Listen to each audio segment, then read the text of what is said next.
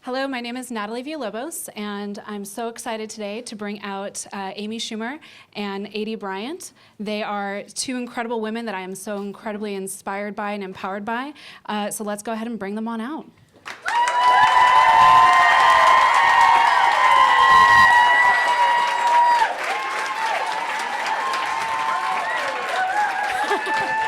The Google plants. Hi, guys.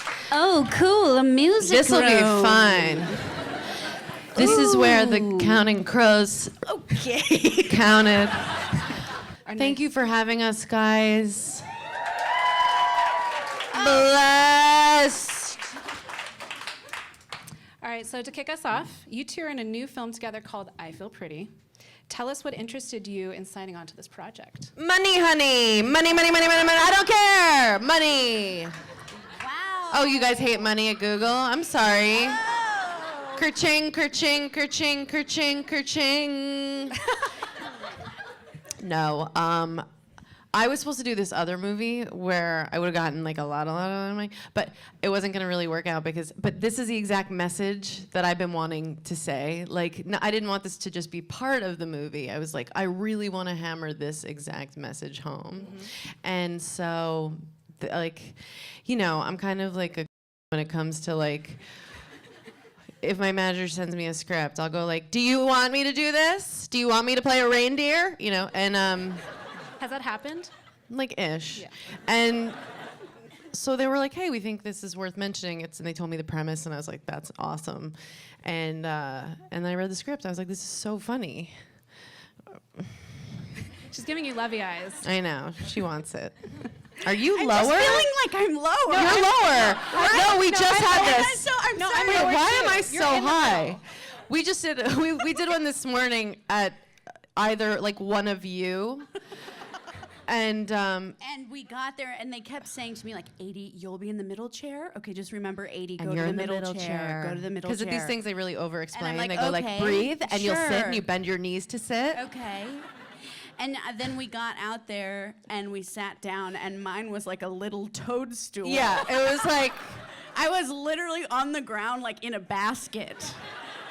And Amy and the moderator were like seated high. It was very humbling. And I'm proud to be lower now. yeah. If you want, we could switch roles at some point and you could be the moderator. There's in the middle. nothing that could get me to get into one of these seats again. Yeah, sorry about that. That's why I'm like kind of doing the one leg off. I know. No, this is great. I'm so scared that I'm gonna show my full coochie. Yeah. To like all y'all. So we'll just strategically place the plants. Yeah. I'm gonna hold one of those little Yeah. So with the film, did you have any creative control over your characters? Sounds like the script was there, you signed on, and at any point did you ad-lib or change the original direction of a character? You're naughty. Yeah, I'm a producer of this movie, and it's cool. I've gotten myself into a position where I don't have to say shit I don't want to, and so I helped rewrite it, and we were super collaborative, and yeah, and we ad-libbed a little bit. Yeah, unfortunately, I only had to say things I didn't want to. This was a bad experience for me, and it sucks to be here. I'm sorry. And you know, I know we're all supposed to be like lifting up other women in this business, but I just wanted to push her down. So you like wrote it into her contract, only give her bad lines. Yeah. Yeah. No, we improvised a lot. Because we always but we have like one brain. Like all the time we'll always say the same word. So so in the film, so I got a chance to sneak peek watch it on Friday night, and it was awesome. Thank you. Yeah, it's like hold for compliment. You know, when people are like, I saw the show this week, and then you go, And? do, do, do, do. And you're like, okay. No, I really loved it. So one of my favorite parts was actually when your character, Renee, was taking some web traffic reports to her company. There was a mantra. She had to say, I am brave, I am blonde, and I got this. Mm-hmm. So what body positive mantra would you give to women of the world? Okay, well, first of all, Adrian Martinez, who I've worked with a bunch, he improvised that line, and he just kind of went nuts and was giving me this pep talk, and it made it into the movie, so God bless him. Don't be fooled by the illusion of equality we've all been sold. And yeah, I don't have to tell you, Google. that's why she's on a high stool. That was perfect. I mean, we gotta She did still not work know for this it. question at all. So They're like, yeah, well, we weren't impressed with what she said, so that makes sense.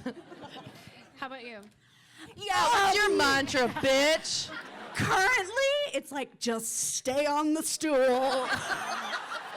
Just use the chair. You can grab onto Amy. Just okay. stay on Honey! the stool. Honey!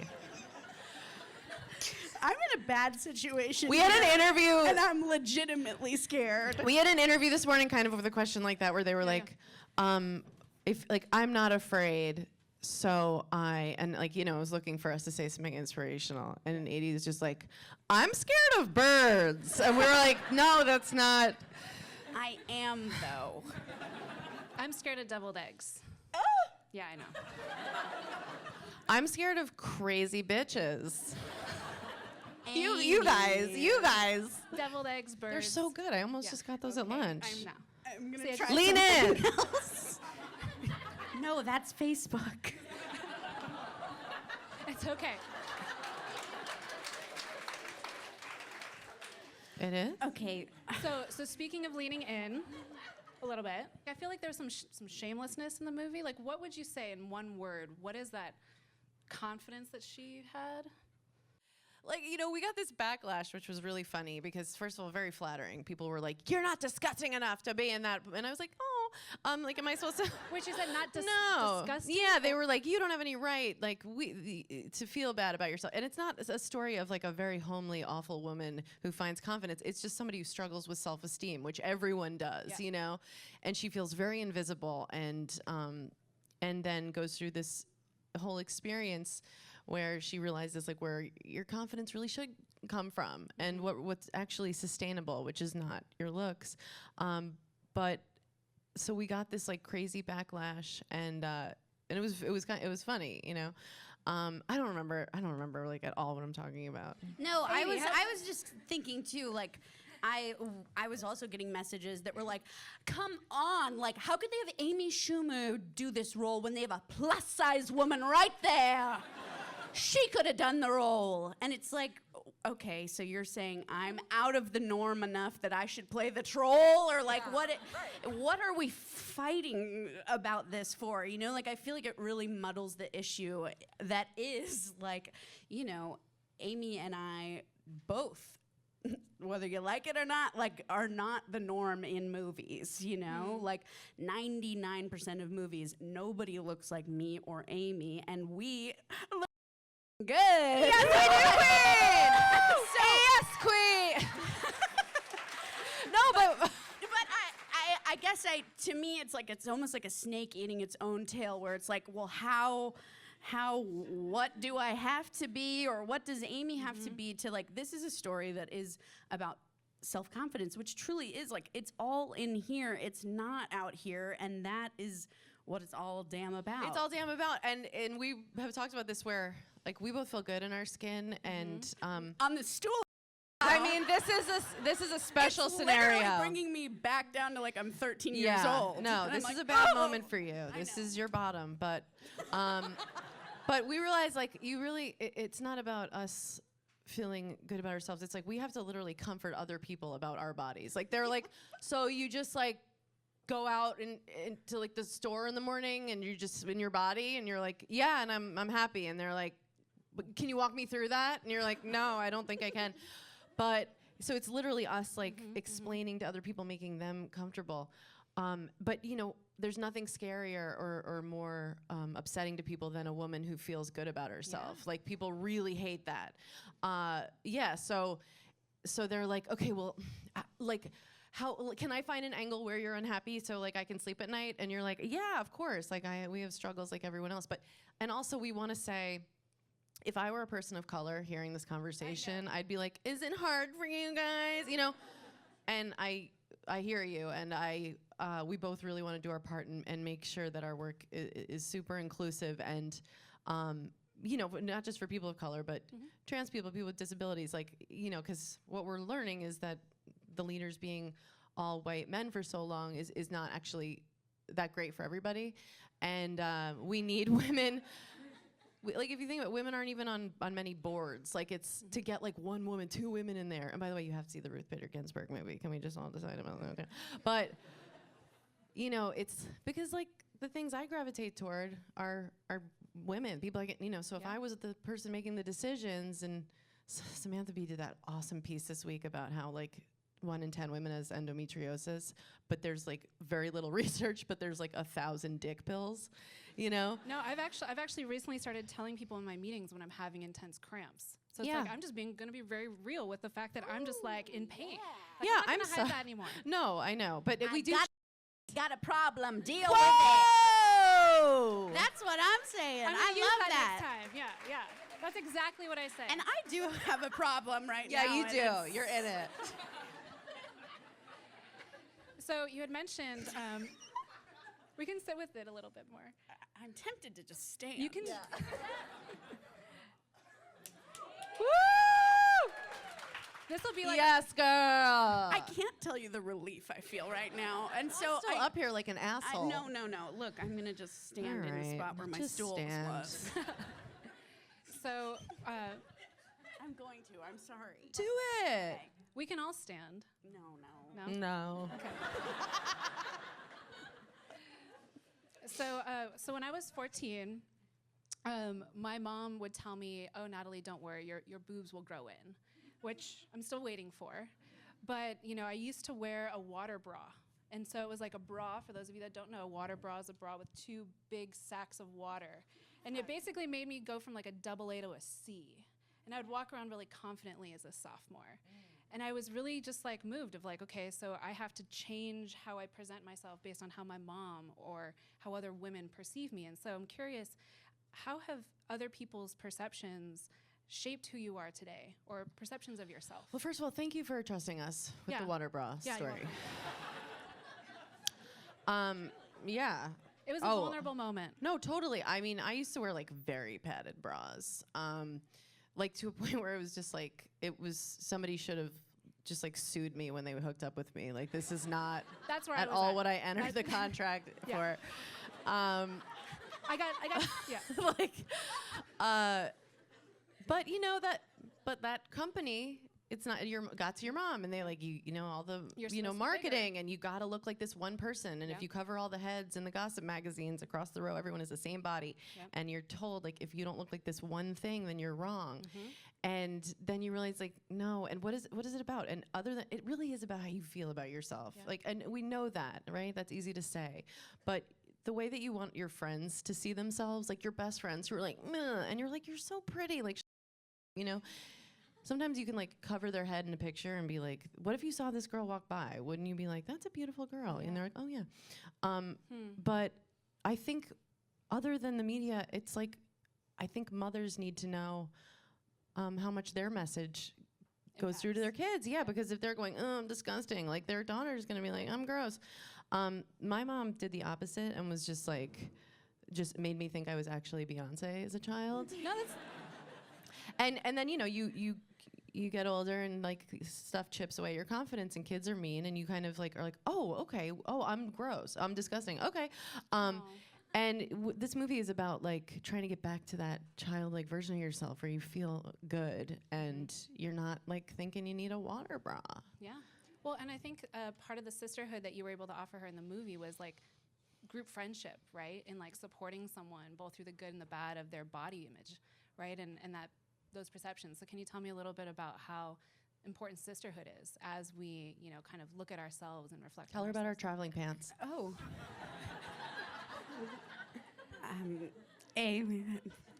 No, I mean, honestly, for me, and this is maybe gonna sound corny, but like for me, my friends and my like female colleagues who have encouraged me have been my only way to success, you know, at least for myself. And like, I was so encouraged by, you know, performers who I admired early on in Chicago or wherever were like, I would have never continued going without their encouragement. And even like, you know, now I'm like navigating this whole other thing, which is like, how do I exist as a fat woman on TV that's not a mom character who's in her 40s, like whatever, you know, that is like, that's where people are comfortable seeing like my body type. But I got hired to SNL when I was 24. So those are like, but you know what I mean?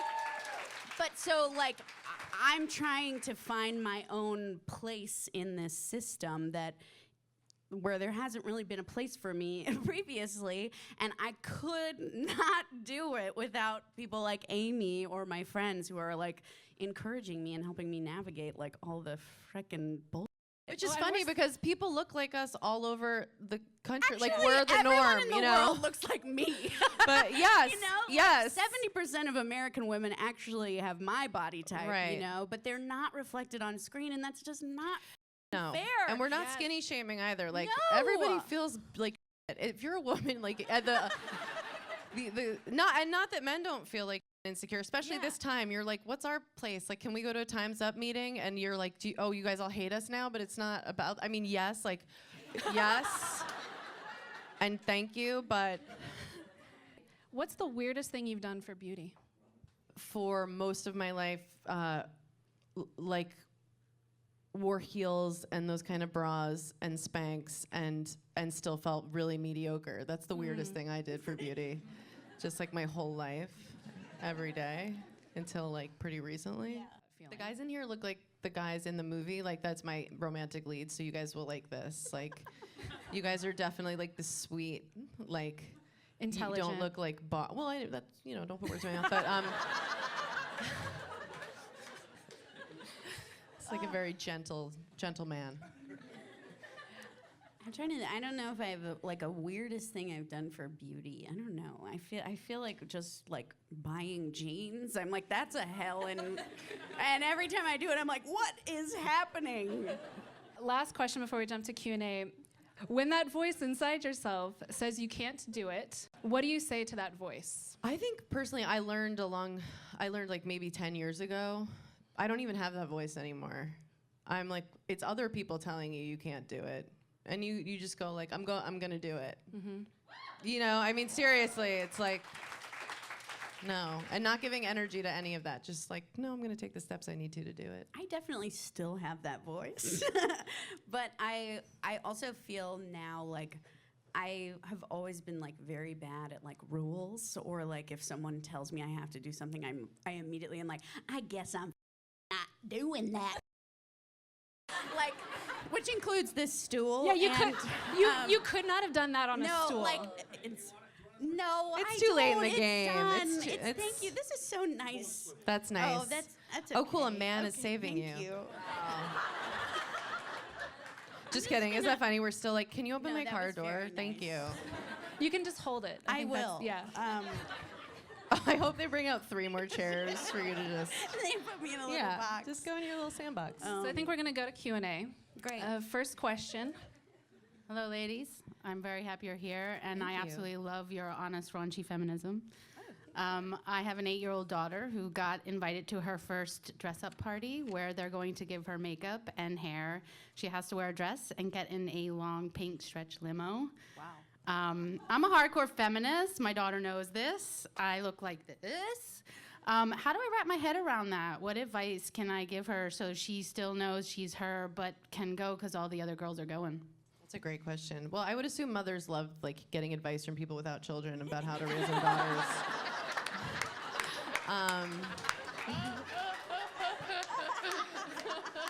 My instinct, as someone who's been fiercely on birth control for a long time, if she likes that stuff, then cool. But if it's not her jam, like, then bless you. Then like, peace out. Totally. I mean, I keep thinking like, I don't know. I feel like, especially for what we do, we have to get dressed and cinched and painted up all the time.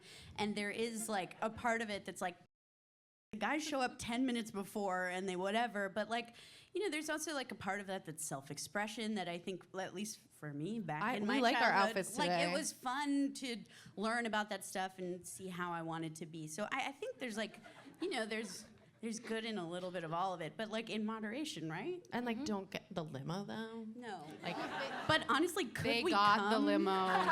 yeah, It's but Noe like, Valley. They When got the and limo. where and kind of. what corner? Like, Do they have are room you- for 2 more? Yeah, I don't know. Thank you. So first of all, you both are beautiful. Aidy, I love your short squeeze video. I remember the first time I saw that, I was like, yo, this girl's got to be in SNL. And then you were, so holy. I have to tell. Can I just tell you briefly that that video was something I was paid to do. It was an advertisement, and I believe I was paid $25. My question is, so my younger sister is trying to be a stand-up comedian in Chicago. She's actually sort of trying to, you know, follow in both of your footsteps. She's a huge fan of both of yours. I'm not that funny, so I don't really have any advice to give her. But every time she, you know, calls me on the phone, she's giving me this whole thing about how hard it is to be a woman in comedy. And, you know, I was shocked when I saw on Saturday Night Live, too, that Tiffany Haddish was, I think, the first female stand-up comic, or black female stand-up comic ever to host the show. And I was like, it's 2018, what the hell is happening?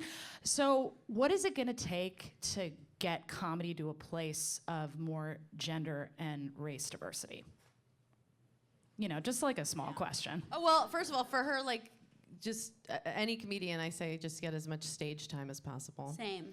And in terms of it being harder for a woman, I just think it's harder for a woman to leave the house in the morning. Like, it's just all harder. Yeah. And I think, you know, Saturday Night Live is an example of a very fun, great show that is run by white men. And so that's why we need more leaders to look all different, to make sure that things like that are more diverse. Yeah. And there's a more equal number of sort of female or people of color, like, honestly, whatever it is. And that's And I me. guess I would just say that I also think, like, when those moments come along when, like, you know, Tiffany Haddish is hosting SNL, to be like calling it out and being like, damn, this is the first time a black female stand-up has ever hosted the show. Something to think about, you know? Like, I feel like for a long time, nobody was, like, talking about it openly, and I think that's part of... oh, I'm sorry, I just... Oh. I'm so sorry. No, it's I okay. fell asleep. Oh. Oh. Time's up. No, Thank you for calling that out. And, Yes. you know, don't be afraid to add to that a Thank little you. bit, so it's like you have people who are on stage, but also writers too, right? We need more women writers, people of color who are writing. It's like the other roles too that might not be visible, Totally. but that are critical. And I also think a lot of that is on some of these, like, you know, comedy clubs and stand-up places and you know, like the theaters in Chicago where you learn and start to do that, is like they need to be reaching out and getting these people in positions where they can also be seen by you know, people who are coming to scout. So it's sort of like, it's like everybody should be putting in the work, you know? Hi. I'm in a comedy sketch group, all Asian American women here in town. So I wanted to ask about your sketch writing process when you have an idea, and then how do you get it to a tight place where you know, I got this winner? Well, you had a full sketch show that, like, won Peabody's and is a thing. Don't look at me. It's not about that, Emmy. No, she's asking you. You are currently in the sketch universe. Gosh, tough question. I think it's also, like, different for every person, and there's different ways. For me at SNL, I try to just, like, really go off of, like, what is on my mind that week, because we really do only start writing on Tuesday and the show is on Saturday, so, you know, the turnaround is quick. And if you have something that you're kind of just, like, slowly dumping out, it's gonna be a really long, hard week. You know, like, you kind of have to have something that you're, like, a little bit passionate about and feels either fun or topical or whatever that, like, feels important to you.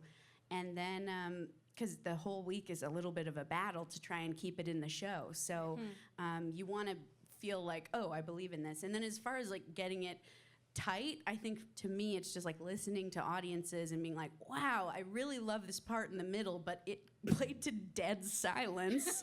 And so we're gonna cut it out. And even though it makes our sketch that was 5 minutes, now it's 3 minutes and 30 seconds, it's better for it because it has more impact and it's tighter. So, you know? The audience lets you know. Like we tested Yes. you test the movie and you're like, okay, my favorite joke coming up. And the audience is just like, and you can't be like, no, you're wrong. Like, let me just get up and really quickly explain why that's funny to you. Like, you have to pay attention to that and edit. Yeah. Cool. Thank you. What's Thank your you. group called? Granny Cart Gangstas. Oh, shit! So in the movie, your character hits her head and gains all this self-confidence. Given that most of us aren't going to get to hit our heads and get that self-confidence, is there anything that you would suggest as like a real-world way to get that? We'll see this movie. Step one. Yeah, like it takes. It's been a process, you know. It's like these little false starts where you're like, I feel good about myself, maybe forever now, and then, again, and you. That was me getting my period. And I know you guys aren't allowed to get that at Google, but they're like little gymnasts. But I think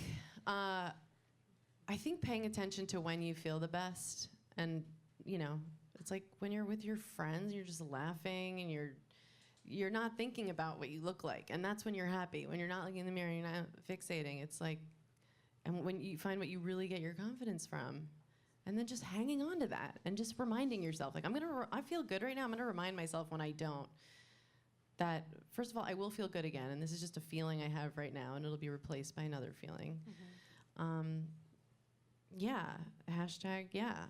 No, I agree. I feel like, at least for me, like so often what I go back to is like, what is my value? And it's not my body. It's like my comedy, my writing, my mind, my performance, my timing, like all those things.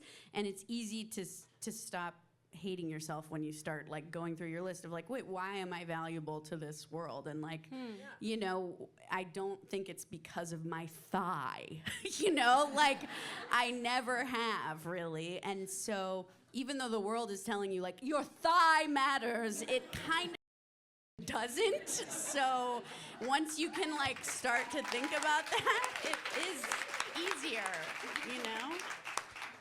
Do you guys want to see my thigh? No, leave them alone. You already did. Yeah. Thank you. I wanted to end on a quote I actually saw on Twitter to wrap us up. This is, You guys are fat whores. it is not that at all. Those are the main quotes we've seen on Twitter. This is that one mind thing happening again. Oh, damn. No. Jump off the bridge, you hogs. Ooh. I'm sorry. No. Don't worry about it. I was actually going to say something like, some days you eat salads and go to the gym. And some days you eat cupcakes and refuse to put on your pants. And it's called balance. I like the hogs bridge one. Thank you so much, guys.